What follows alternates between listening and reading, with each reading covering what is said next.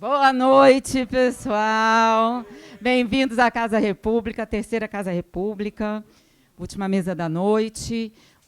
Uma mesa com spin-off, porque vai haver uma roda de jongo aqui, que faz parte da narrativa dessa mesa também. Essa mesa é apoiada pelo Museu Vassouras, que é um museu que vai ser inaugurado, previsão de inauguração em maio de 2025, na cidade de Vassouras. E eu queria queria apresentar para vocês esse museu e chamar o fundador do museu, Ronaldo César Coelho, para explicar o que vai ser esse museu e por que essa mesa de hoje à noite da Flip, do Quilombo do Noel Congo, tem a ver com o propósito.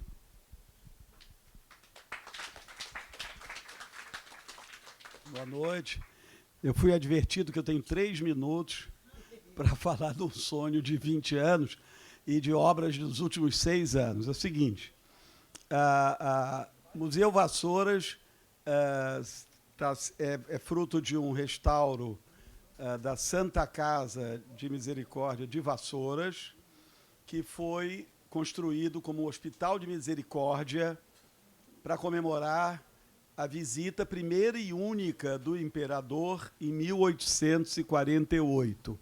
Portanto, o imperador foi lá com 23 anos, fazendo uma visita política na região, distribuiu títulos, e um dos agraciados, um fazendeiro, barão do Tinguá, feito barão, né, ele era de São João del Rei, escreveu uma carta bem clássica, hoje é dano que se recebe, dizendo, olha, honrado com o título que não me julgo merecedor, etc., em compensação, vou construir um hospital de misericórdia e construir um hospital de misericórdia ao lado da igreja da matriz principal, no centro histórico de Vassouras, que foi hospital durante o século XIX e foi asilo no século XX, até começar a decadência nos anos 70, 60, 70, até por dificuldade de acesso e tudo, e depois, quando já estava fechado, pegou fogo parcialmente. Ficaram ruínas lá uns 5 anos, 6 anos, e aí nós nos entendemos com muita dificuldade com a Santa Casa e compramos as ruínas com um compromisso com o Ministério Público do Meio Ambiente de restaurar e fazer uma instalação, que era a nossa decisão de natureza pública.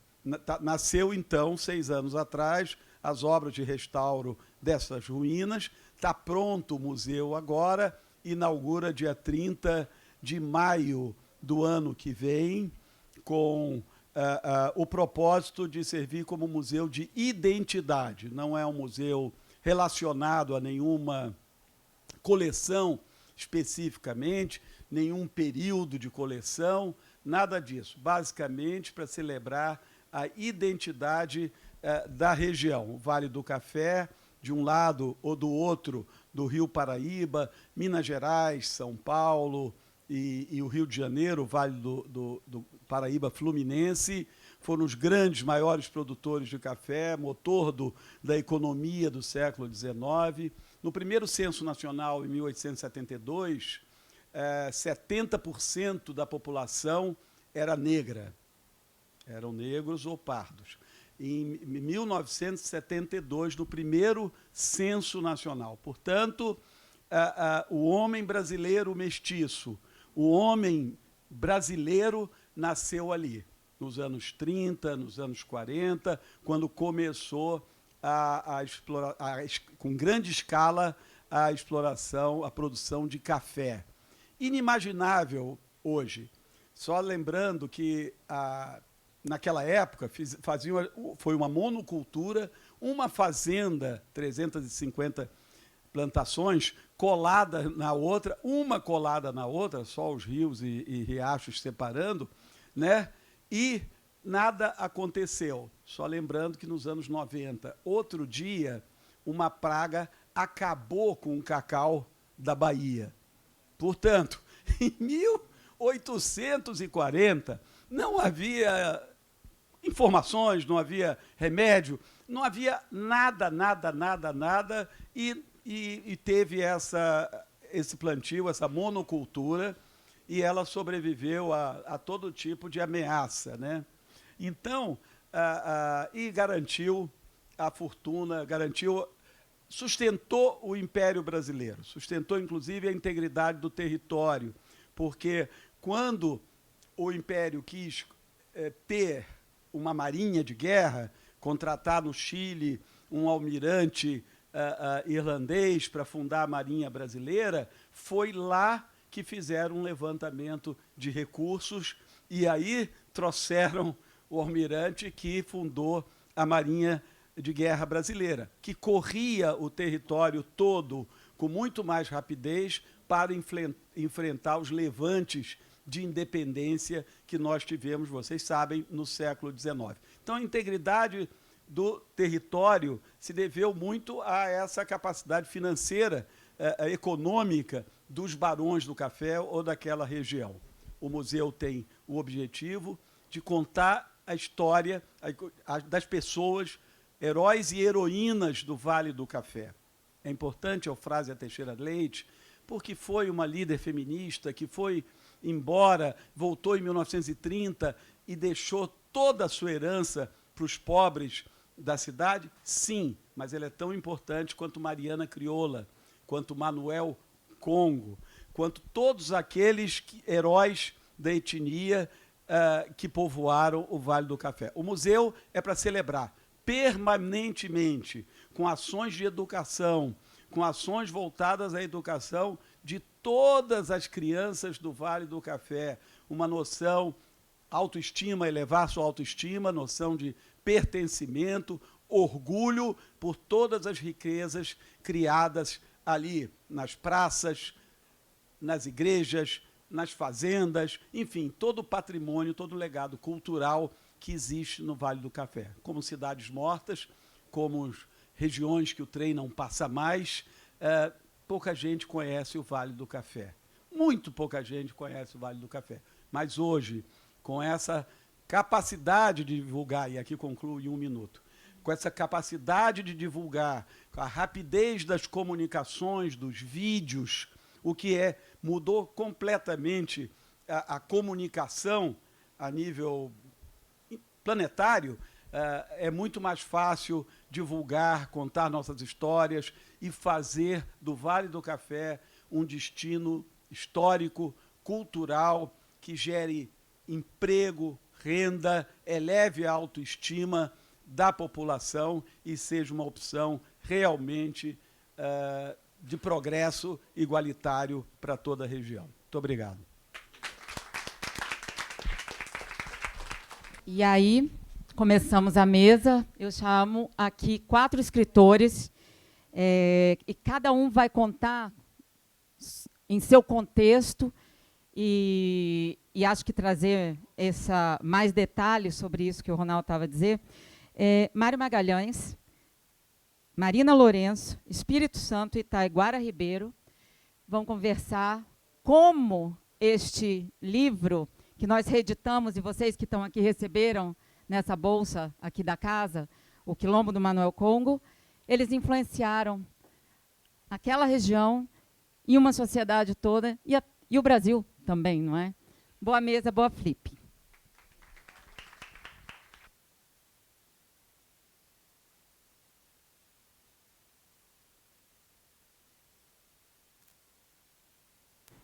Agora foi. Boa noite, gente. Bom, então, queria aqui agradecer a oportunidade. Bom, quem vai mediar aqui essa mesa sou eu, Marina Lourenço, e o Taiguara Ribeiro. Eu queria antes fazer um breve contexto do porquê que a gente, inclusive, vai mediar. Foi. A gente está lançando um livro agora, O Grito dos Quilombos, a história de um Brasil silenciado. É um livro que está no site da Todavia, a pré-venda, então vocês já podem comprar, já podem pesquisar. Eu e o Thay, a gente viajou por 8 estados no Brasil, Visitando Quilombos, então é um livro-reportagem. Sei que somos suspeitos, mas a gente garante que tá bem interessante, tem muita história legal. A gente vai falar muito aqui sobre Quilombo nessa mesa de hoje. Tanto o Mário quanto o Espírito tem muito a dizer sobre essas comunidades, tanto no passado quanto no presente.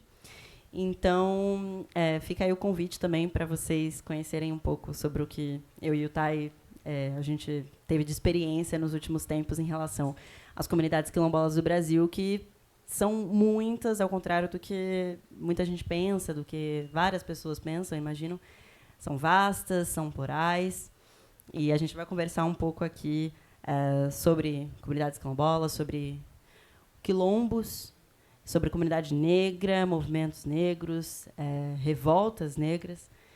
Então, bom, já queria aproveitar aqui o gancho para começar a nossa mesa.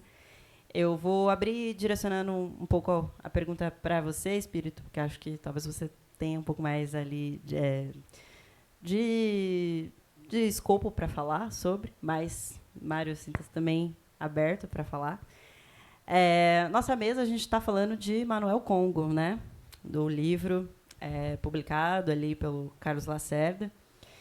E, primeiro de tudo, eu quero que você insira contando quem foi Manuel Congo, de que revolta estamos falando, por que é uma história também tão pouco conhecida. Queria que você fizesse ali um pouco desse contexto para as pessoas entenderem mesmo do que estamos falando. Quem foi Manuel Congo e falar também sobre até que ponto ali o que está no livro do Carlos Lacerda é real, até que ponto a gente não sabe ali as coisas que já estão meio fantasiosas, dar um pouco de contexto ali sobre o tema ali.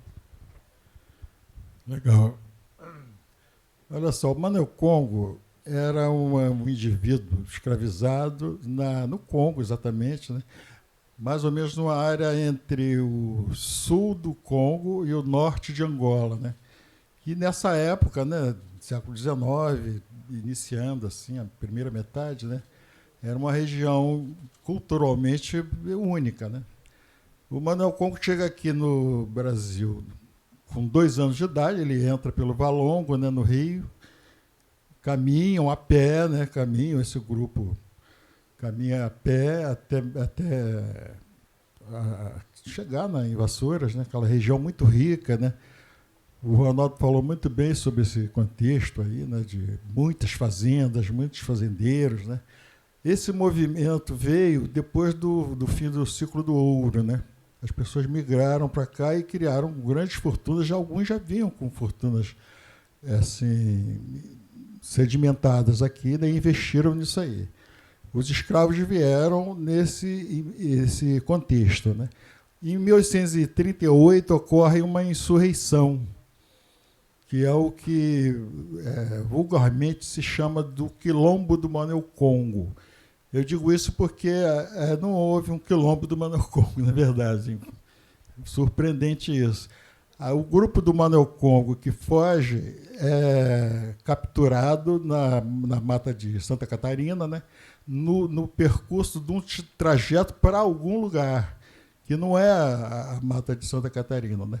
Eles pernoitam, a cada noite eles pernoitavam, montavam um arranchamento, e no 4º dia de um arranchamento eles são surpreendidos, né, e pela Guarda Nacional, né. A Guarda Nacional era uma instituição, na época, naquela região, que não tinha exatamente um destacamento completo. As pessoas eram convocadas, né, e eram chamadas de pedestres, inclusive, né. Por ocasião de um evento qualquer como esse, foram convocados um grupo de pessoas e eles ocorre um combate, né, entre o grupo do Manuel Congo e essa Guarda Nacional. Eu digo o grupo do Manuel Congo porque a historiografia oficial coloca esse evento, que é encerrado nessa 4ª noite, como a insurreição em si, e chamam aquilo de Quilombo do Manuel Congo, né? O Manuel Congo, ao qual a gente se refere, ele comanda um grupo composto por crianças, velhos e mulheres, né? o que já começa a dar na gente uma impressão assim estranha, né, esse líder, né, esse evocado até hoje por nós todos, né, ele comandava um grupo só das mulheres, velhos e crianças. Haveria um segundo grupo. A historiografia oficial, a mais moderna, inclusive, tem um livro muito interessante chamado Insurreição Negra e Justiça, que é um livro que vê a insurreição do ponto de vista da justiça mesmo, né? A justiça colonial, ali, né, fotografada. Né? Nesse livro, a gente consegue saber que havia um outro grupo. Né? Esse grupo teria sido comandado por um escravo chamado João Angola. Aí já temos duas linhas, né, para a compreensão disso aí. Né? O segundo grupo do João Angola não é jamais capturado. Ele desaparece da história nos autos, né? Lendo os autos, as entrelinhas dos autos, né? Você percebe que já tem uma coisa sendo escondida aí. Né? A história dessa insurreição tem muitos buracos. Né? É como se fosse um quebra-cabeça que roubaram alguns pedaços que a gente não consegue entender exatamente quais. Um deles é esse, né? Essa fuga aparece nos autos, né? É importantíssimo ler os autos, né? As entrelinhas dele, né? Como se fosse um CSI, né? Uma pesquisa forense. Né? A gente vai entender isso aí. Fugiram as pessoas, né? Ninguém sabe ainda, eu digo que não sabiam, né, na época, né, as razões dessa insurreição. Nos autos também a gente vai entender que houve alguma coisa ali muito estranha, né? Porque a fuga ocorre no momento em que um escravo chamado Camilo Sapateiro é assassinado a tiros por um feitor. Aí vamos refletir por que ele foi assassinado e o que aconteceu com o Camilo. Ele fugia para um lugar determinado, que era a Fazenda Maravilha, de propriedade do Capitão Mor, né, Manuel Francisco Xavier. O Capitão Mor tem a Fazenda da Freguesia, que hoje chama Arcozelo. Né? Aliás, eu tenho um lance pessoal com a história da Fazenda, da minha ajuda, depois eu conto. E o Camilo ia para Maravilha. Ia fazer o quê? Por que correndo? Por que às pressas? Os autos deixam isso bem claro para a gente. Né? Alguém, entre o grupo de escravos, delatou a possibilidade de uma insurreição, que a gente já deduz que já estava programada. Né? O Camilo, quando ele se descobre que a insurreição foi descoberta, aí isso é que deflagra a fuga. Não é um grupo de escravos desorganizados. Aliás, no caso do Manuel Congo, era um pequeno grupo, né, que se rebelou assim do nada porque mataram. Não é isso. Havia uma insurreição programada e ela foi deflagrada antecipadamente por causa de uma delação. O escravo que delata, mais à frente no inquérito, no processo, ele é estranhamente inocentado. A gente consegue identificar o nome desse cara. Né? Outras coisas que aparecem já não nos autos, mas nos processos, nas mensagens entre fazendeiros e Guarda Nacional, fazendeiros e a corte, né? Porque há um interesse muito grande desses poderosos de dar uma ênfase, né, de uma importância maior do que tinha para aquele evento. Né? Então, nessas cartas, a gente descobre muitas coisas, como, por exemplo, um dos líderes da rebelião, porque era um grupo de líderes, né, um grupo de líderes, e não um rei ou um chefe isoladamente. A gente vai percebendo claramente que há um contexto assim organizado para liderar uma insurreição. Então, num dos documentos aparece que a informação de que o vice-rei da rebelião, quer dizer, chamam Manuel Congo de rei, chamam Mariana Crioula de rainha, mas tem também o vice-rei que aparece nesse documento. Esse vice-rei morre no combate, né? Nos autos, a gente vai descobrir que o nome desse cara, né? Era uma pessoa chamada Epifânio, nos autos. Cada depoente dos escravos, a maioria deles cita os dois principais líderes como sendo Epifânio Moçambique e Manuel Conco. Um outro documento conta a história do encontro deles, que fugiram escravos de quase todas as fazendas, né? A historiografia fala em 300 escravos, mas 300 escravos eram apenas os escravos do Capitão Mor. Tinha as outras fazendas, tinha Santa Teresa, tinha, sei lá, cerca de mais de quase uma dezena de fazendas. Esses caras, esse documento fala na morte desse cara, vice-rei, que é o Epifânio Moçambique. Eu estou falando essa questão toda dos líderes porque eu vou chegar em algum ponto, eu tenho até coisas escritas aqui, de que essa insurreição, na verdade, ela tem fundamentos muito mais importantes, muito mais relevantes, né? Por causa da seguinte história. Em 1832, essa é a minha visão, né? A minha conclusão, né? Em 1882, esse grupo de fazendeiros, muito progressistas, aliás, um deles positivista até, né? Um dos Werneckes, né? Eu digo um porque são tantos Werneckes na história que eu mesmo não consigo lembrar o nome de todos. Lembro o nome do juiz e tal, mas são muitos Werneckes, né? Um deles cria um negócio chamado Sociedade Protetora da Civilização e da Indústria, de viés positivista, né? Essa sociedade se propõe, entre outras coisas, a modernização de várias coisas naquele contexto, a formar artífices escravos. É uma coisa assim muito incrível, né? É como se fosse um Senai, né, de alto nível, né? Porque os monjolos, as grandes máquinas, né, que eram utilizadas naquela questão do comércio, da produção, né, do café, eram, pelo menos a manutenção dessas monjolos, né, dessas máquinas, eram feitas por engenheiros ingleses.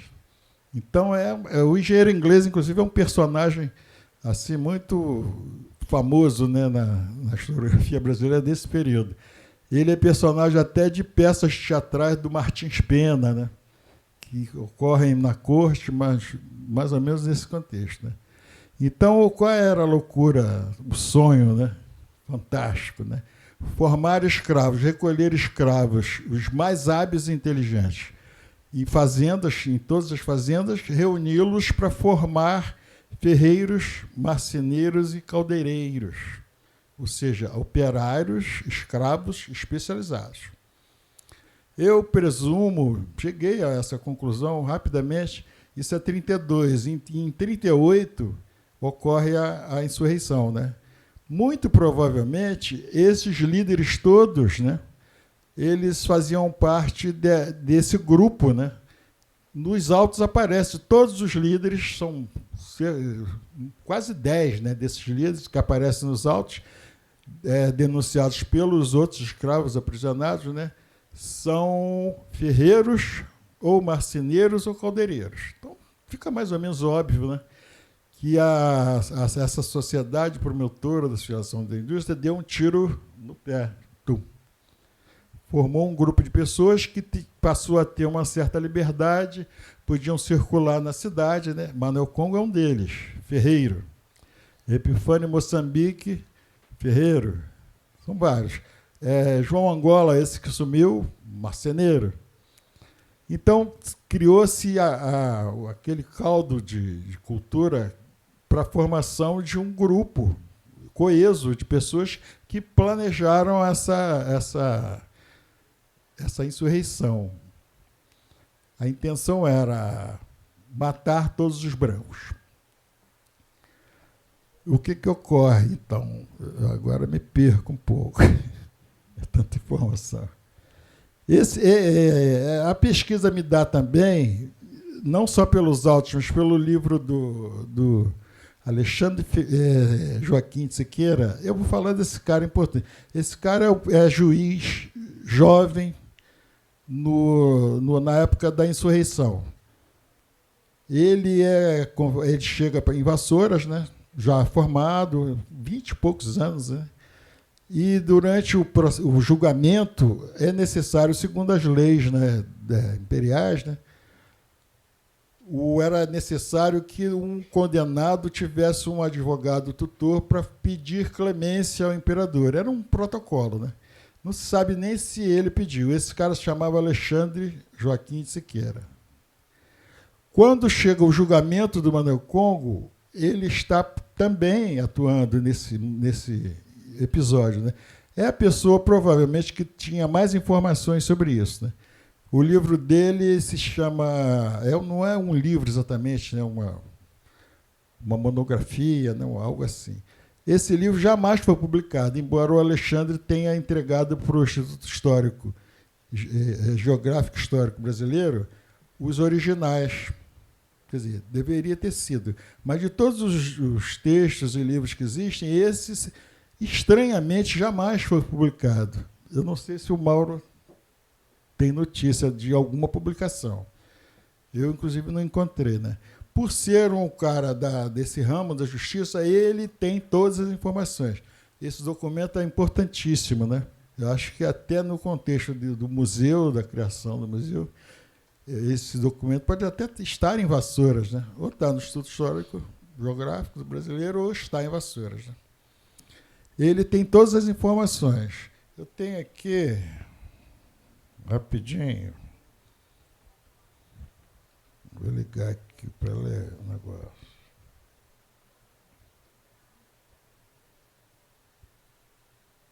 Só um momentinho.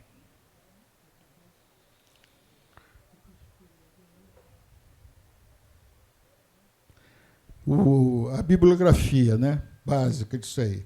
Alexandre Joaquim Siqueira é o primeiro cara que escreve sobre isso. Ele é juiz de paz na época do processo, né, de condenação do Manuel Congo. Minto, ele é o tutor, né, o advogado tutor. Ele vai ser juiz de paz mais adiante numa questão ligada a uma seita, que eu vou falar agora mesmo. Mas vamos à lista. Alexandre Joaquim Siqueira, 1852. Alberto Brandão, em 35. Inácio Raposo, que é um livro até bastante conhecido, né, em 35. Jorge Pinto, em 35.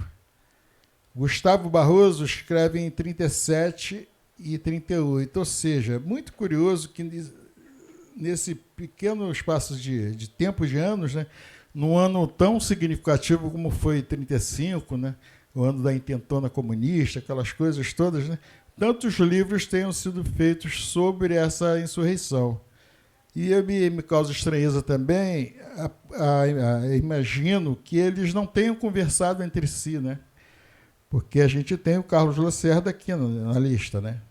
O Gustavo Barroso é uma figura que não sei se muita gente conhece, mas que também é uma figura curiosa. O Gustavo foi ministro da Cultura do integralismo do Plínio Salgado. Ele, por outro lado, é um historiador e um folclorista muito famoso, né, nessa época, né, até os anos 40. Né? E ele escreveu artigos, muitos artigos. O artigo dele relativo a isso chama-se Maçonaria Negra de Vassouras. Isso vai me levar para o ponto que eu quero chegar e eu vou fazer uma leitura para vocês sobre isso. Então, vamos lá. Um pesquisador chamado Sebastião Dassler. A sociedade da época tinha grande carência de ferreiros e marceneiros, tanto que em 1832 foi criada, como eu já disse, né, em Vassouras, a Sociedade Promotora da Civilização e da Indústria, que, entre outras coisas, treinava escravos considerados mais hábeis e inteligentes no ofício de ferreiro, mas também de marceneiros e caldeireiros, dotado de grande espírito de liderança, esses escravos, né? Aí eu já aqui falando sobre isso. Né? Muito provavelmente as informações sobre a organização secreta de 1847, não falei sobre ela, mas falo. Em 1847, a polícia, né, da Vassoura descobre que estava sendo urdida, né, uma grande insurreição. E descobrem detalhes sobre uma seita secreta, né? Então, eu falava no início que não era uma fuga mera assim, de escravos, né? Essa seita secreta tinha um nome que é uma incorreção até historiográfica, né? Que se chamava El Banda, mas que, na verdade, na minha pesquisa, consultando fontes angolanas, né? Fontes africanas em geral, é nada mais, nada menos do que uma expressão umbanda, em banda, no caso, né? Umbanda. E o El Banda é uma digressão que me parece do próprio Alexandre, né? Que o Gustavo Barroso repete, que era o grande medo suscitado nos fazendeiros de Vassouras da possibilidade de ocorrer uma insurreição semelhante à revolta dos malês na Bahia, que ocorre 3 anos antes, né, apenas, né? Isso gerou toda essa celeuma, né, em torno da possibilidade de ter alguma coisa a ver com o islamismo, né? É uma certa ignorância dos historiadores da época, né? Porque os escravos de Vassouras da insurreição eram todos banto, de etnia bantu, né? Ou seja, angolanos, congoleses e moçambicanos. É surpreendente até a existência de tantos moçambicanos, né, na liderança, né? Agora, Espírito, desculpa te eu acho bom interromper. mesmo. Não, eu acho bom. Mas você está falando bastante sobre essa questão da revolução, tanto outras revoluções, como a revolução de Manuel Congo. E aí seria legal a gente entender também, e aí pedir agora colocar o Mário na conversa, como que essa revolução chegou até os ouvidos de Carlos Lacerda. É um personagem político bastante controverso, que muita gente conhece a fase mais final da carreira dele, ele se tornou uma pessoa mais de direita, enfim. E como essa pessoa esse retrato, essa pequena fotografia que muita gente conhece do Carlos Lacerda, como na juventude ele se interessou em contar sobre uma revolta de quilombola em Vassouras. Assim, quilombo é símbolo de resistência negra e até hoje é um tema não tão explorado, não tão debatido. Qual que é a ligação do Carlos Lacerda com a cidade de Vassouras, com essa revolução? O que você pode trazer um pouco para a gente dessa... Bom, boa noite, pessoal. Taiguara, Marina, Espírito Santo. Reverenciando o conhecimento, a sabedoria do Espírito Santo, eu queria fazer 3 breves comentários sobre informações que ele nos trouxe. Ele usou a palavra da época, estamos falando da primeira metade do século XIX, feitor, quando os escravizados iam trabalhar no eito. Vocês sabem que essas são as expressões ainda usadas entre os cortadores manuais de cana do interior de São Paulo, em pleno século XXI, o meu feitor e eu estou indo para o eito. Essa história foi contada numa reportagem da Folha de São Paulo de 2007. Outro comentário. Espírito Santo lembrou a Revolta dos Malês. A Revolta dos Malês é de 3 anos, ocorreu 3 anos e 10 meses antes da insurreição em Vassouras, que resultou no quilombo do Manuel Congo, como eu digo no prefácio, não se estabeleceu plenamente, mas havia um território ali que era um território em que eles eram livres, mesmo fugindo da Guarda Nacional, e às vezes não estavam sujeitos, por exemplo, aos castigos cotidianos, que inclusive levaram às tensões que se exacerbaram e resultaram na rebelião. Curiosamente, na Revolta dos Malês, na Bahia, houve também o delator, o dedo duro que no instante de deflagrar a revolta atrapalhou os planos dos negros escravizados. No caso de Salvador e do Recôncavo Baiano, eram negros islâmicos. Entre eles estavam antepassados do meu biografado Carlos Marighella, que era filho de mãe descendente de Alsáce, portanto malê, islamizada, Dona Maria Rita, nascida no mês de maio de 1888. E, por fim, o último comentário a respeito do que o Espírito Santo nos contou. Ele citou um livro do Inácio Raposo, é um jornalista que escreveu um livro muito importante chamado História de Vassouras. Esse livro foi publicado em 1935, mesmo ano em que o Carlos Lacerda lançou O Quilombo de Manuel Congo. Eu conto no prefácio. Bom, o prefácio, ele pode, enquanto não é impressa a edição com ele incluído, dentro aqui há um QR Code que todo mundo pode ler o prefácio, explicando, né, o desafio do prefácio de explicar o que ia pela cabeça do Carlos Lacerda pelo mundo em 1935, quando ele lançou o seu primeiro livro assinado, porque no mesmo ano ele escreveu um ensaio chamado Educação e Latifúndio.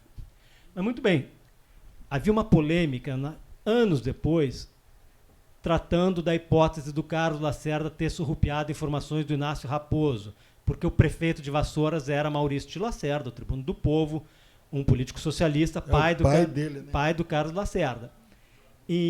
Mas o curioso é que o livro do Inácio Raposo, que é muito importante para se conhecer a história do Vale do Paraíba, ou Vale do Café, era, ao falar do Quilombo de Manuel Congo, o olhar dele é dos senhores de escravos.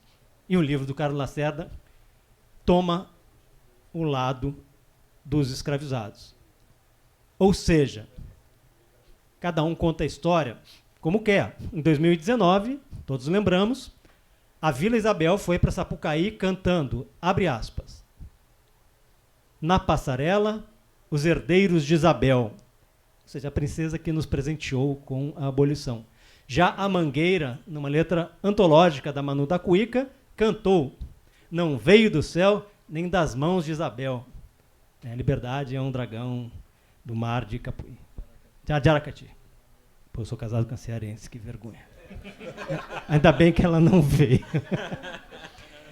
Ou seja, cada um vê a história como quer. Gente, o que eu estou fazendo junto com um sábio, que é o Espírito Santo, e dois colegas jornalistas, Marina e Taiguara, respeite o nome, né? Eu estou aqui porque há 9 anos eu trabalho numa biografia do Carlos Lacerda, o autor desse livro. Eu também demorei 9 anos com o Marighella.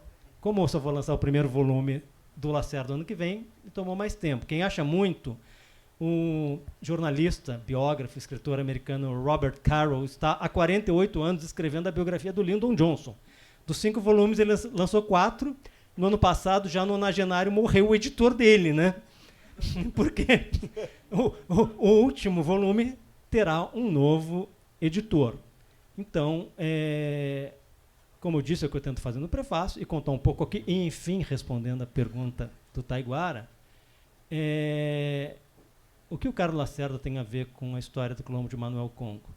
Tem a ver que ele foi um dos pioneiros, quase um século depois da rebelião, a evocar aquelas lutas, primeiro, reconhecendo a relevância histórica delas, e segundo, e talvez mais importante, a usar os fatos do passado e os ensinamentos de outrora, do ponto de vista dele, para inspirar a geração dele em 1935 a buscar as suas aspirações.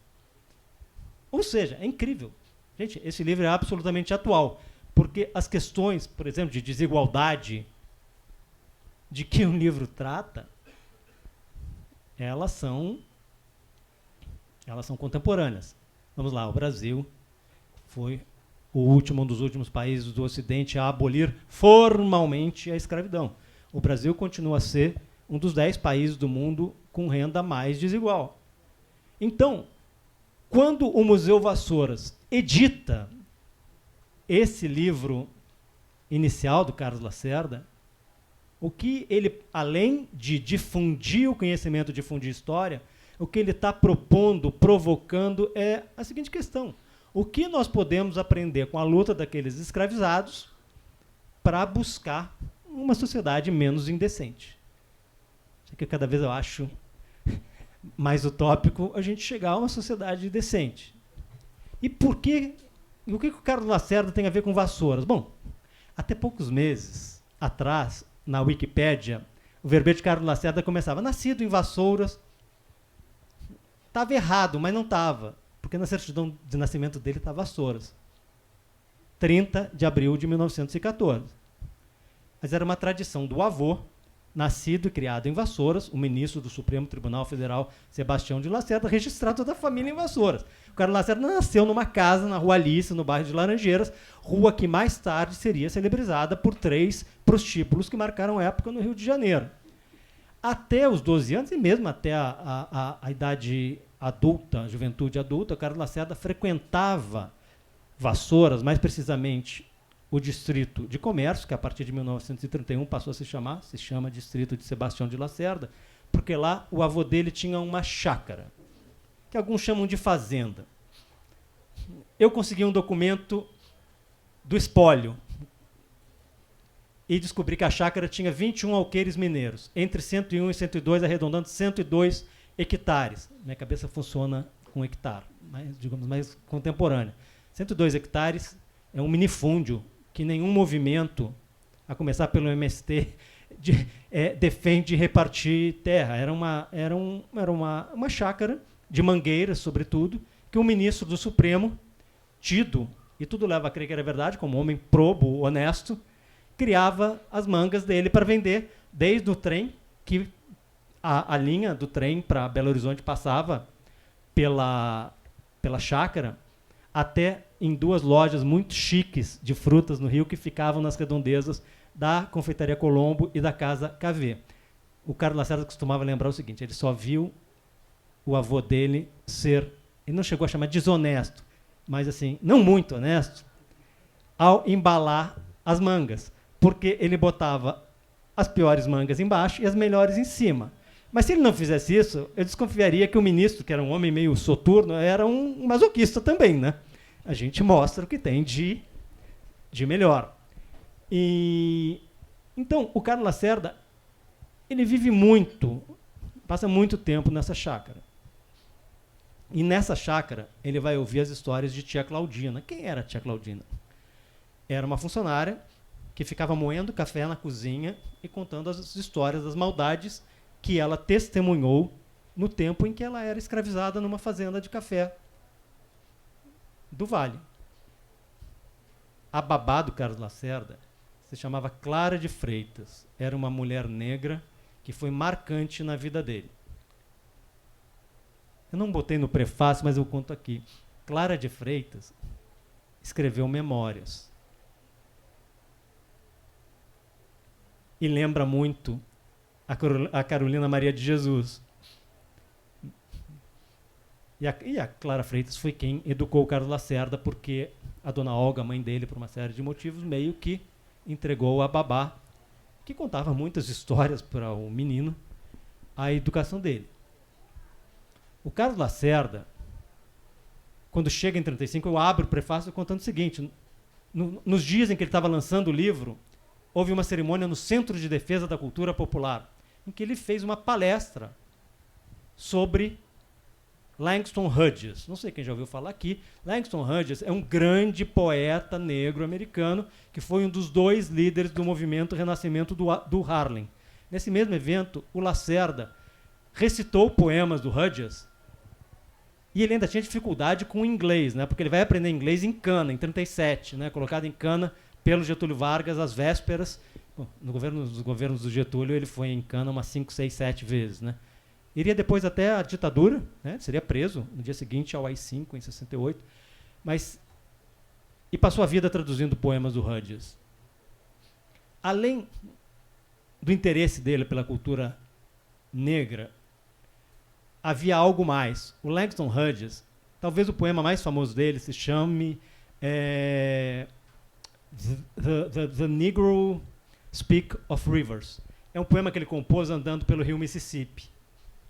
O Carlos Lacerda uma vez disse para o John dos Passos, escritor americano, com ascendência portuguesa, que o rio Paraíba era para ele o que o Mississippi foi para o Mark Twain, escritor americano. A diferença do Rudges para o Carlos Lacerda é que o Carlos Lacerda tinha fascínio pelo Rio Paraíba e nunca mergulhou naquelas águas, porque ele não sabia nadar. Querem se surpreender ainda mais? Quem cantou mais lindamente o mar na música brasileira, talvez na música em todo mundo? Quem foi? Caymmi, que nasceu em que dia? 30 de abril de 14, mesmo dia em que nasceu Carlos Lacerda. E que não sabia nadar. Ele entrava só até o rasinho. E mais, o grande poeta, o prêmio Nobel chileno Pablo Neruda, tem uma casa em Valparaíso, se chama La Sebastiana. Cada casa dele tinha 3 casas famosas, cada uma tem um nome. Essa casa é o seguinte: você entra dentro de um navio, é um fascínio pelo mar, tudo. Não ia para o mar, tinha medo, não sabia nadar. E o Caymmi, aliás, contando essas histórias de Vassouras, foi em Vassouras, nessa chácara que foi composta uma das serestas mais lindas que o Brasil conheceu, quer dizer, pouco conhece. Carlos Lacerda estava foragido, 38, já Estado Novo, ditadura, na chácara, em Sebastião de Lacerda, e 2 grandes amigos foram visitá-lo, Dorival Caymmi e Jorge Amado. Compuseram uma seresta chamada Beijos pela Noite. Melodia, obviamente, do Caymmi, letra do Jorge Amado e do Carlos Lacerda. A primeira parte da letra é Jorge Amado. O amor é lindo, o amor é uma maravilha. Aí entra a parte do Carlos Lacerda, que estava para se casar. O amor é destruição, o amor acaba com a vida de todo mundo, etc. e tal. Essa relação do Carlos Lacerda com Vassouras, ela vai se desenvolver até o fim da vida do Carlos Lacerda. Do ponto de vista literário, há uma coincidência. Aliás, entre outros críticos, quem comentou o Quilombo de Manuel Congo foi o Sérgio Millier, um dos maiores críticos literários da história do Brasil. Numa entrevista, eu conto no prefácio que ele falou sobre o livro. Mas o livro que consagra o Carlos Lacerda como grande escritor, sobretudo no elogio do Carlos Drummond de Andrade, que eu acho que é o que ele buscou a vida inteira, embora no passado tenham sido companheiros de lutas e tal, se chama A Casa do Meu Avô. É um livro lançado no fim de 76, Carlos Lacerda morre em 21 de maio de 77, e nesse livro o Carlos Lacerda conta o que foi a infância, o que foi, acho que ele não expressa assim, mas os poucos anos felizes que ele teve, que foram em Vassouras, sendo próximo do avô, sendo amado, como talvez ele nunca tenha sido na vida. Mário, só antes de eu passar para a Mário fazer mais algumas perguntas para vocês, dar uma pincelada dizendo que a gente está falando bastante de Vassouras, né? A região toda de Vassouras é uma região de onde o jongo se disseminou, o jongo que daqui a pouco, depois dessa conversa, vai ter um evento. Então, o jongo é uma cultura muito daquela região toda de Vassoura e aquela macro-região de Vassouras, e é uma região que até hoje você tem muitas comunidades quilombolas, então é um assunto do passado, mas é um assunto também muito atual, né? E a gente vai ter uma roda. E exatamente por isso que eu estou pontuando, daqui a pouco tem uma roda de jongo, que é muito típico daquela região do Rio de Janeiro, que vai pegando ali um pouco até a divisa com São Paulo, e São Paulo também é uma cultura muito quilombola e muito daquela região também, Mário. A gente está falando muito aqui do Manuel do Congo, do Carlos Lacerda. E aí, a gente até... Os 4 estavam conversando antes da roda começar, sobre o conteúdo em si do livro, né? Sobre o conteúdo em si da história. Até que ponto é interessante a gente misturar ali fatos reais com fatos que são ficcionais? Acho que o Espírito talvez possa falar um pouco assim, em que sentido o próprio livro ele conduz exatamente os fatos que a gente sabe que são reais, até que ponto ali a gente vê que já é um pouco mais fantasiado, isso é positivo, é negativo, como que é isso? Porque é um pouco complexo, né? E ainda se tratando dessa figura do Carlos Lacerda, que a gente sabe que é uma figura um pouco controversa, como que você avalia isso? Eu li o livro já há algum tempo. Eu tinha uma xerox do livro, né? Mas muitos anos atrás, né? Tipo, sei lá, 30, 40 anos atrás. E reli novamente agora, né? Tem dois fatores. Eu fiquei bastante impressionado, porque o Carlos Lacerda virou uma figura, né, com o tempo da ditadura, virou uma figura, não exagero em dizer, uma figura abominável, né? Eu lembro da minha mãe, muito chorosa, indo ao enterro do Getúlio, né? E, na época, as pessoas como ela, né, imaginavam que o Carlos Lacerda era um dos responsáveis, se não o responsável, pela morte do Getúlio, né? Mas eu fiquei muito agradavelmente surpreso com a qualidade literária do livro, se a gente colocar ele no contexto dos anos 30, né? É um romantismo assim, interessante, né? Com muitas imagens bonitas, quase cinematográficas, né? E tem essa qualidade realmente. Historicamente, a historiografia contida no livro, eu pessoalmente considero ela fraca, né? A partir do momento em que se lê tudo que se escreveu depois, né? Gustavo Barroso, um autor pouco conhecido, né? Integralista, né? Como disse antes, né? Escreveu muito sobre isso. Nazista, propriamente. Mas ele é muito respeitado no meio dos historiadores, né? Principalmente como folclorista, ele é citado, muito citado. Mas o que eu queria colocar mesmo é uma questão que está faltando aqui na conversa. Eu não sei se o Mauro vai conter isso na bibliografia dele. Mas o Carlos Lacerda, aos 21 anos de idade, tem uma razão assim mais ou menos oculta para ser esse cara que defende os escravos, com aquela intenção, né, de rebeldia, né, um comunismo assim um pouco ingênuo, né. Isso tem uma razão muito clara. O pai, Maurício de Lacerda, era comunista e ele era a liderança do PCB, né, o pai e os tios, né.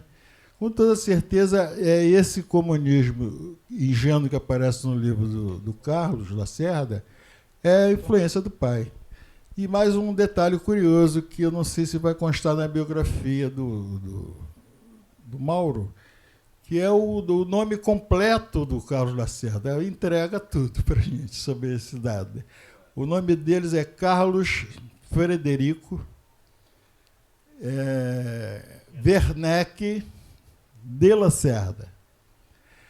Carlos de Karl Marx, Karl. Frederico de Friedrich Engels. Então, ele tem essa relação direta, né, com o fervor da família, né, com o comunismo na época. E repetindo o ano de 35, que é muito emblemático nesse sentido, intentona e tal. O Mário pode responder para a gente, comentar um pouco sobre isso. É o seguinte, é uma controvérsia histórica. Há 9 anos eu investigo. Não é possível afirmar que o nome Carlos Frederico seja uma homenagem a Karl Marx, a Friedrich Engels. Por quê? Eu li, né? Não, olha, não, você vê a confusão. O editor Sebastião Lacerda. Sebastião de Lacerda era o avô do Carlos Lacerda. O filho é Sebastião Lacerda, sem o D. Diz que não tem por que duvidar de que o avô, Maurício de Lacerda, tenha homenageado os fundadores do dito socialismo científico. Mas o Carlos Lacerda, a vida inteira, ele nunca disse que o nome era uma homenagem aos alemães. E a partir de determinado momento ele diz, olha, não é. E quem me deu o nome foi quem me batizou foi a minha mãe. E o Maurício de Lacerda nunca reivindicou os alemães como inspiradores do nome do filho. Em 1935, Carlos Lacerda era vinculado ao Partido Comunista. Carlos Lacerda era, aos 21 anos, o jovem comunista de maior projeção em todo o Brasil. Carlos Lacerda era orador onipresente em todos os palanques de peso da ANL, Aliança Nacional Libertadora, uma frente de esquerda que se opunha ao governo de Getúlio Vargas. Em 13 de maio de 1935, a data da abolição, no velho Estádio Brasil. Ficava ali, Santos Dumont, Man, Carlos Lacerda discursa. No dia 5 de julho de 1935, quem leu o manifesto do Luiz Carlos Prestes, principal dirigente do PCB, da ANL, então escondido, morava numa casa em Ipanema, na Barão da Torre. Aquilo também era o fim do mundo, né? 1935. Quem lê esse manifesto é o Carlos Lacerda. E esse manifesto reivindica o Quilombo de Palmares como uma referência para a luta da ANL. Esse livro do Carlos Lacerda foi escrito. Esse livro é um livro antimonárquico, antifeudal, anticapitalista, anticlerical, antimilitarista. Esse é um livro de um jovem que era comunista. Carlos Lacerda, com 13 anos, um tio chamado Paulo de Lacerda deu-lhe de presente um livro de um revolucionário russo chamado Nikolai Bukharin, que o Stalin passou nas armas, obviamente, mais tarde, e chamado O ABC do Comunismo. O Carlos Lacerda teve 2 tios que foram secretários-gerais do PCB. Secretário-geral, historicamente, nos partidos comunistas, o cargo máximo. Um dos tios do Carlos Lacerda, o doutor médico Fernando Lacerda, foi membro do Comitê Executivo da Internacional Comunista, organização sediada em Moscou, conhecida mais pelas iniciais alemãs as iniciais Comintern. O Carlos Lacerda, o pai do Carlos Lacerda, foi um militante socialista que vivia as turras com o PCB, porque o PCB e o filho o consideravam à direita demais. Só que os contemporâneos do Maurício de Lacerda achavam que o Maurício de Lacerda era um bolchevique. Bom, até porque ele foi, durante a guerra, para a Europa e voltou de lá encantado com a Revolução Russa de outubro de 17, no nosso calendário, 7 de novembro de 17, data do lançamento do livro da Marina e do Taiguara. E só concluindo, o Carlos Lacerda, em 1935, era um vigoroso militante contra o antissemitismo. Em 1935, o governo do presidente Getúlio Vargas já era um governo ultra-autoritário, com lei monstro, lei de segurança nacional. Em 1936 ia criar um tribunal de exceção. Em 1937 ia dar um golpe e ia fechar tudo. Todos os partidos, todo o parlamento.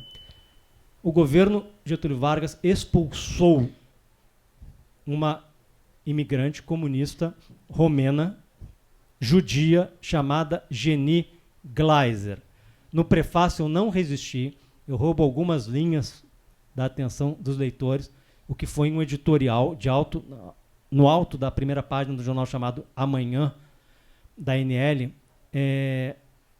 o apelo que o Carlos Lacerda fez para salvar a vida da Jenny Gleiser. Ela foi expulsa, ao contrário do que aconteceu no ano seguinte com a Olga Benário. Meses depois, o Carlos Lacerda foi em cana naquele mesmo presídio onde estava a Olga Benário, alemã, comunista, judia, grávida de um brasileiro. Aí foi a dobradinha, né? Getúlio Vargas e Supremo Tribunal Federal. A Jenny Gleiser teve a sorte, que portuários na França a retiraram do navio, a salvaram. Ela morreu velhinha em Nova York.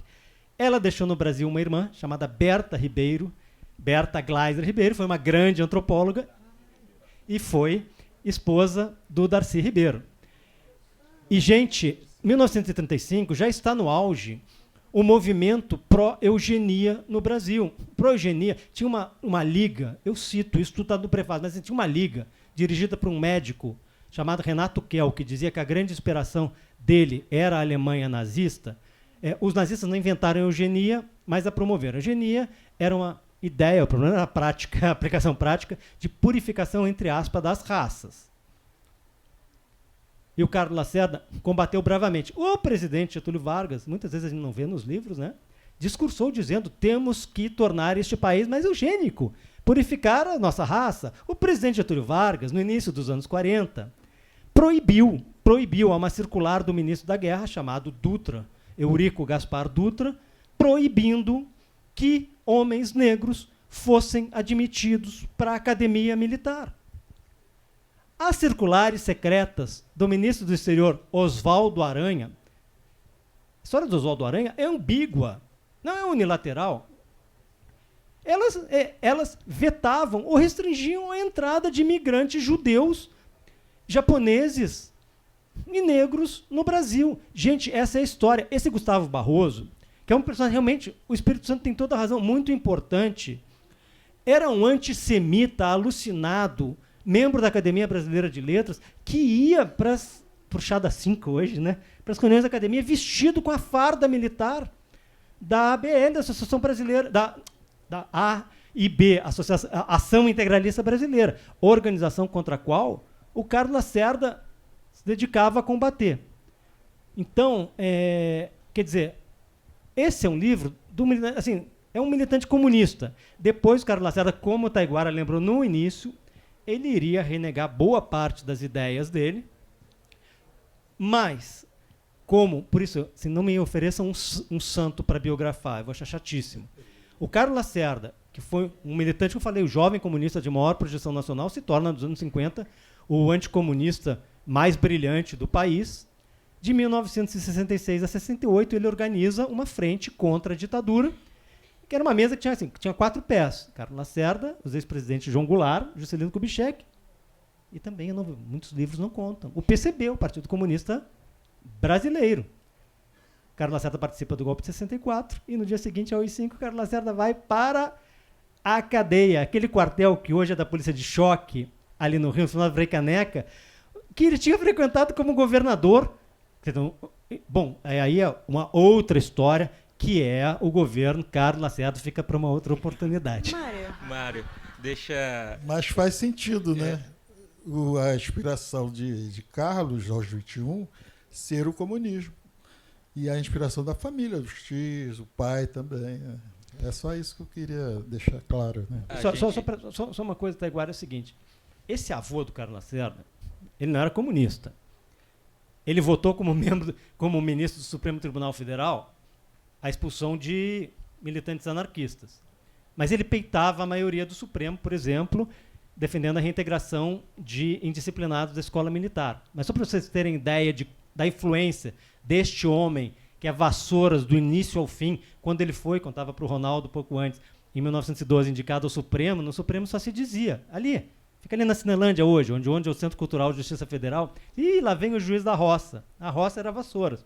Este homem, dias antes de morrer, como falei, 5 de julho de 25, ele pede para os filhos, quer dizer, ele tinha 2 filhos em cana, um comunista e um socialista, tinha um comunista livre, ele pede, não me enterrem de toga, porque o Supremo Tribunal Federal é uma vergonha, e aquele ministro do STF fez uma coisa que na época dele ninguém fazia, que era não ser enterrado de toga. E fechando, que também esse ministro é um cara assim, muito sério, mas ele, dentro do mau humor dele, ele também podia ser engraçado. Um dia, um inimigo dele, velho inimigo, foi ser julgado e ele absolveu o cara, votou a favor do cara na decisão do plenário. Aí, na saída, o sujeito foi e estendeu a mão para ele, para agradecer. O que fez o ministro Sebastião de Lacerda? Deixou a mão do pobre coitado no ar. E o cara falou, pô, mas que é isso? O senhor acabou de ser generoso, ministro e tal. Não, você não entendeu. Eu fui justo lá dentro ao absolvê-lo e justo aqui fora ao não cumprimentá-lo. A gente vai abrir para as perguntas daqui a pouquinho na sequência, então quem quiser já ir pensando nas perguntas para a gente continuar o debate. Eu queria só acrescentar um detalhe que faltou para alimentar a conversa mesmo. Em 1988, Tim Lopes, esse Tim Lopes conhecido, barbaramente assassinado, escreveu uma matéria para o Jornal do Brasil e participando de uma expedição ao chamado Quilombo do Manuel Congo. Não existiu quilombo na Mata de Santa Catarina, mas esse segundo grupo que eu falei no início, com toda certeza, escapou e montou um quilombo. Tem várias referências, inclusive uma entrevista com a ex-escrava da fazenda Santa Teresa, que tinha, na época, 15 anos, e descreveu a fuga dela e dos tios, pai. O pai brigou com o Visconde lá da Paraíba e tal. E eles fogem e chegam na corte antes da abolição. Esse é mais um contexto. Fugiram da fazenda Santa Teresa, foram para onde? Para um tal do quilombo que existia e chegaram na corte aqui. Então a matéria do Tim é fantástica, é fácil achar, né? que revela, tem um antropólogo alemão participando dela, né? Gente do Museu Nacional, né? E eles conseguem localizar na Serra do Couto os resquícios desse quilombo que realmente ocorreu. Provavelmente iniciado pelo Adão Angola. Não, João Angola, né? Que é o escravo que desaparece dos autos, né? Com várias pessoas. Não eram 300 escravos, deviam ser muito mais, né? E o Tim revela na matéria que encontraram fragmentos de um grande caldeirão de ferro, que é muito comum em algumas gravuras desse período, né? Tem um fotógrafo chamado Vitor Front, que tem uma imagem muito emblemática de escravos parando para o almoço e aparece um caldeirão desse, de ferro fundido, né? Os fragmentos desse caldeirão foram para o Museu Nacional, mas o Museu Nacional pegou fogo e não sabemos se os cacos, né, do caldeirão sobreviveram. Mas, efetivamente, essa é mais uma das provas quase cabais de que existiu, sim, um quilombo perene na região, fruto daquela insurreição de 38.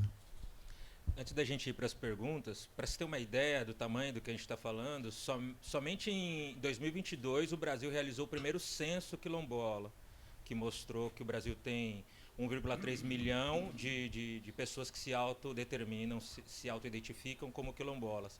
E a gente está falando de um livro aqui de quase 100 anos atrás.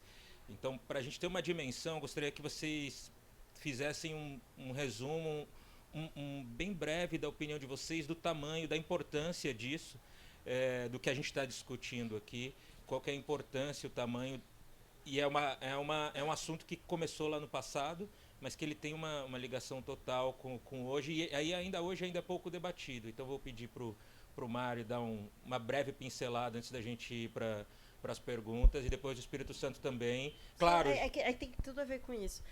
Teve um momento, Espírito, que você falou sobre o fato de a historiografia em si do livro que você considera fraca, né?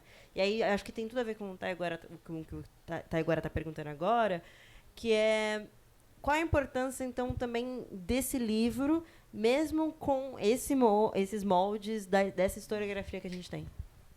Quando eu digo fraca, a gente tem que contextualizar, né?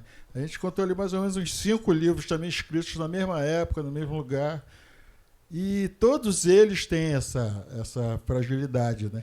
É um traço da historiografia brasileira, é o racismo, né, explícito dessa historiografia que, de modo ignorante, apaga coisas que a gente só vai descobrindo assim, os cacos, né, do quebra-cabeça, né?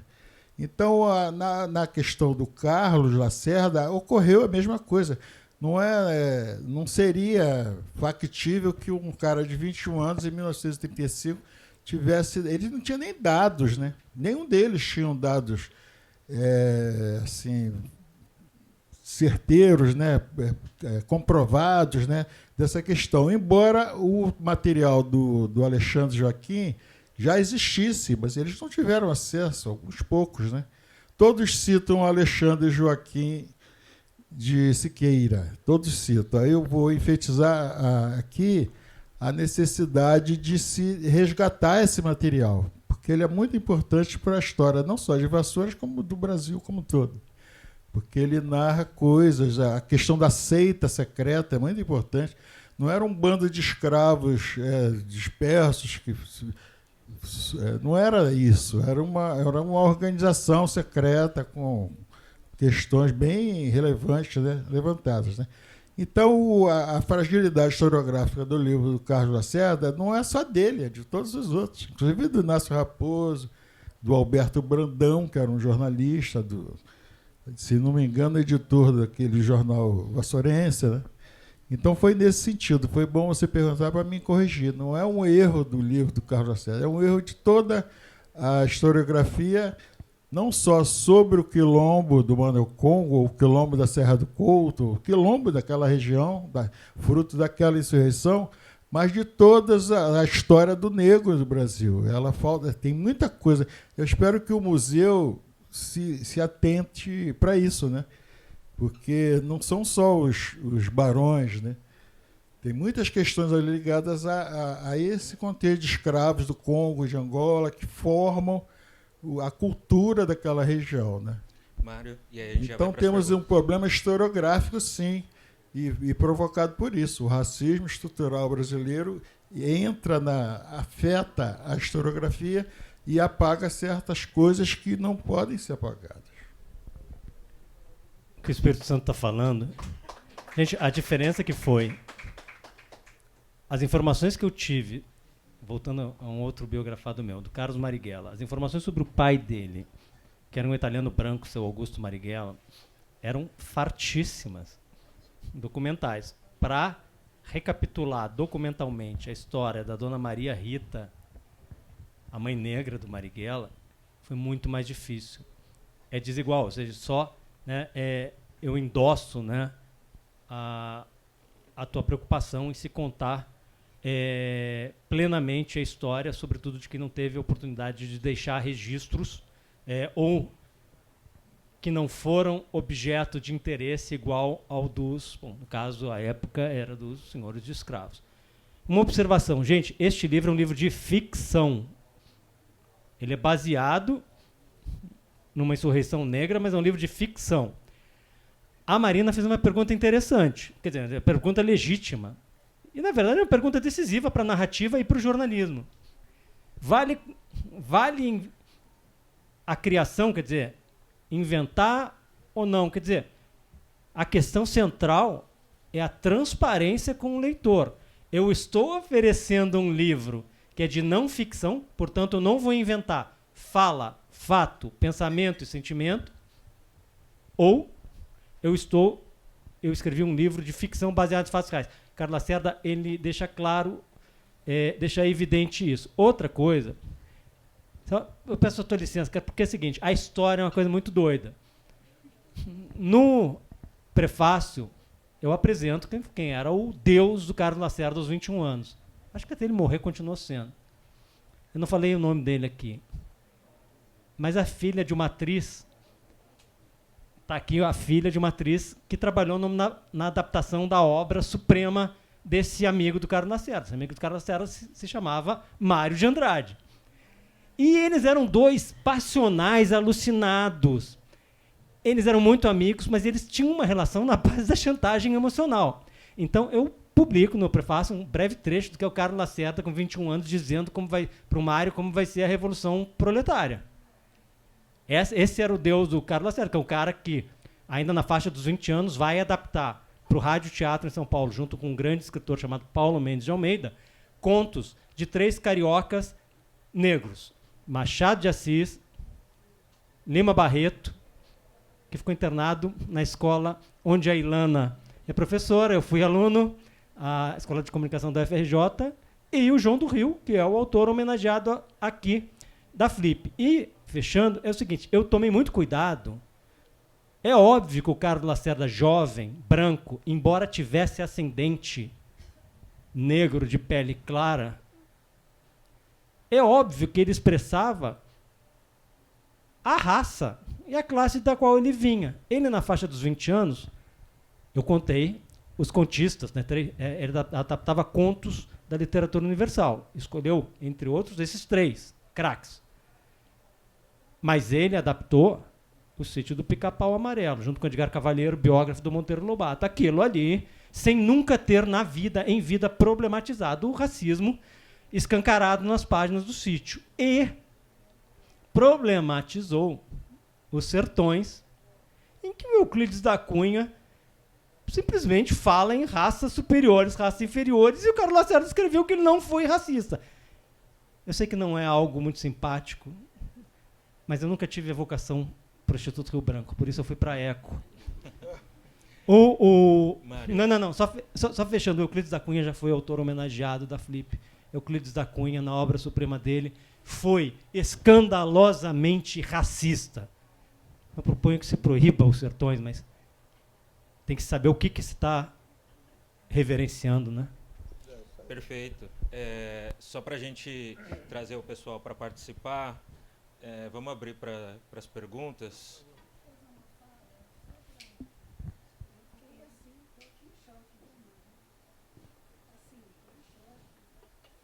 estou te ouvindo, porque a gente só ouve, eu só ouço, né, por aquilo pelo que eu luto, pelo que eu lutei, né, que é a versão de uma história negra nesse país, né, que eu passei anos na minha escola em São Paulo e a gente não tinha uma fala sobre o negro do Brasil e de como a gente tinha uma aversão quando se falava em escravidão dentro da escola. Eu sofri horrores. Quando eu conheci o Espírito Santo, em 80, ele já era um cara que escrevia sobre história. Não que eu conhecesse ali, eu já estava na luta, movimento negro, aquelas nossas grandes lutas para a gente ser reconhecido como história. Mas aconteceu uma coisa, eu fui a Vassouras. Então, eu fiquei em choque em Vassouras. Não pela história do Manuel Congo, mas é porque eu vi a história dos barões. Eu entrei nas fazendas e eu falei, meu Deus, isso é real? Eu passei mal, eu tive pesadelos. Não, porque eu nunca vi tanta história num lugar só. História real, contada. E eu falava, por que isso não está no livro, gente? Né? Foi assim, eu acho que Vassouras tinha que ser desmembrada, porque foi importante para mim, deve ser importante para milhares de pessoas. Eu não conheço outros lugares, né, com essa história. Eu sou de São Paulo, interior, e a história da gente ficou muito próxima, a do indígena e a do negro, que foi massacrado naquele trecho da São Paulo e Rio Santos, né? A gente morreu, meu avô, minha família toda morreu ali. Então a gente não tem. Então eu estou falando que eu. Ainda bem que eu vim. Obrigada. Pessoal, alguém gostaria de fazer pergunta? Temos espaço para 2 perguntas. Estamos Queria fazer um comentário breve. Que, de fato, o museu tem esse compromisso. Ele editou, em 92, esse livro do Carlos Lacerda. Já foi bem... 92. Já foi bem esclarecido que o livro não é um manifesto realista. Ele próprio diz, no início, nem tudo não é bem verdade. Tudo que está neste livro também não é mentira. Os fatos são rigorosamente autênticos. O levante de escravos, a sociedade secreta, a tentativa de insurreição geral. Como no teatro, os personagens, os atores, são de carne e osso, e o cenário é de lona. Portanto, ele foi muito claro que isso não é uma obra, com 21 anos de idade, nem poderia ser de um rigor, vamos dizer, acadêmico. É uma obra de ficção, sim. Mas eu concluo só com a coragem dele, eu fiquei muito impressionado com a coragem com que ele se referiu ao matador de escravos, assassino de escravos, Caxias, que não se envergonhou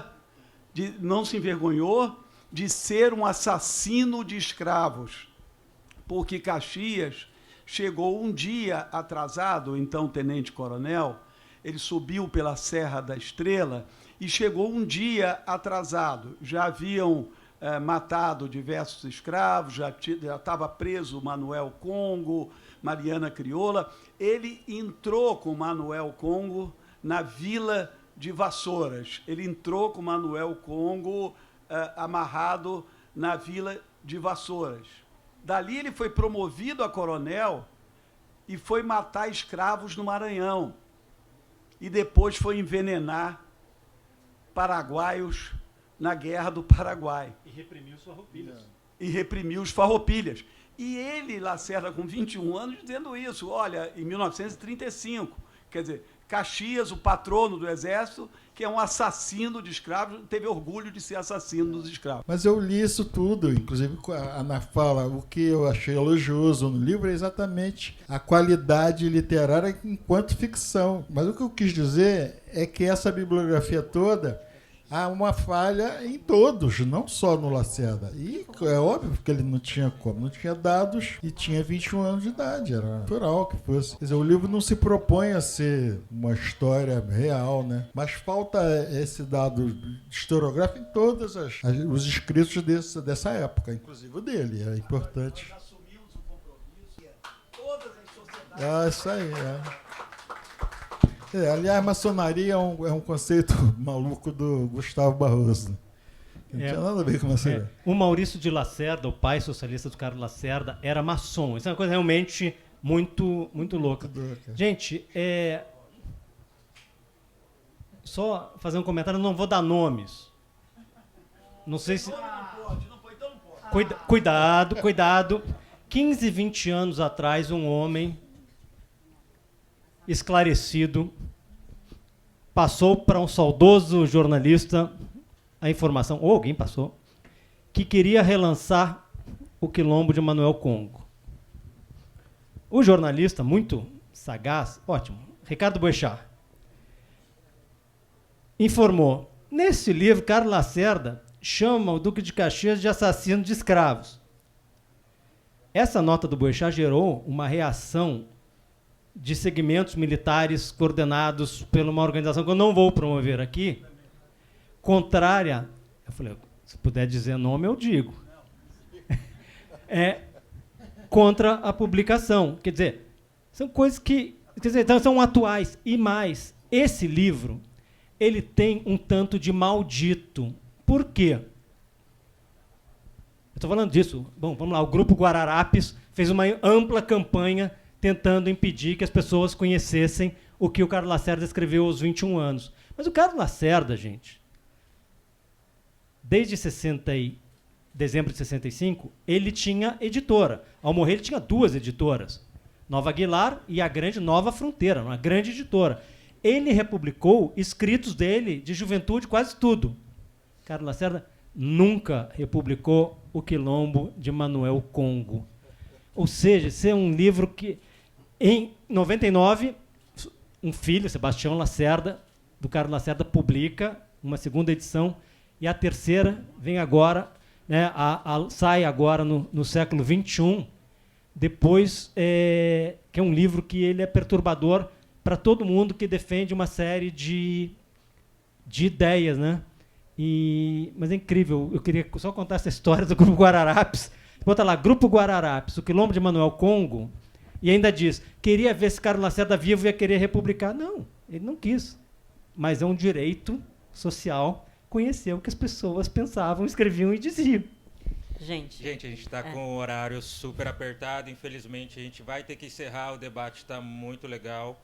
Mas chegamos no final da conversa. Queria agradecer aqui os nossos convidados, vocês...